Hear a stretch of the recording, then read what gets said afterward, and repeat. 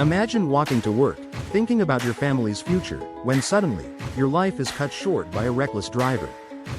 Ernesto Garcia, a hard-working Guatemalan immigrant, was on his way to one of his 3 jobs in Austin, Texas. For nearly 8 years, Garcia had been sending money back home to support his wife and 5 children in Guatemala.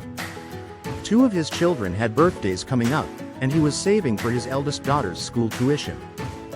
Ben White Boulevard is a busy road, with cars zipping past the bus stop where Garcia was headed. Unbeknownst to him, a white GMC Sierra truck was barreling down the sidewalk behind him. The truck, driven by Daryl Smitty, had jumped the curb and was speeding towards Garcia. In an instant, Garcia was struck, and the truck continued to destroy a sign and a garbage can before stopping. Horrified bus passengers watched as Smitty got out, approached Garcia, and then unbelievably, drove away. Despite medical efforts, Garcia died at the scene from massive head trauma. The next day, police arrested Smitty, who had opiates and alcohol in his bloodstream. Smitty was charged with failure to stop and render aid, and later, with manslaughter.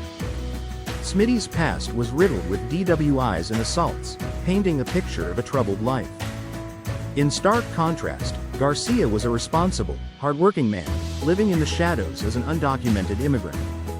South Austin, where the tragedy occurred, has a rich history of being a laid-back, eclectic community.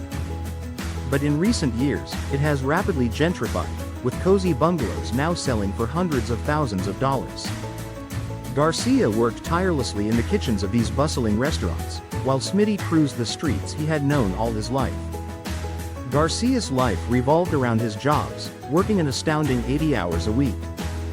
He was beloved by his co-workers, who affectionately called him Tio, or Uncle.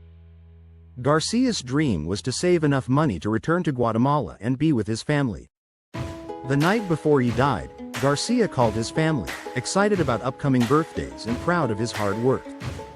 Smitty, on the other hand, struggled with alcoholism and had a history of violent behavior. He had been in and out of treatment centers, but never seemed to fully overcome his demons. Friends and family of Garcia were devastated by his death, as he was a vital part of their lives. A community barbecue was held to raise funds for Garcia's family, collecting $1,500. Jose Sanchez, Garcia's friend, raised another $360 at a local flea market. The biggest burden for Garcia's family is repatriating his body to Guatemala, costing over $10,000. A GoFundMe account was set up to help cover these expenses, with any leftover funds going to his family.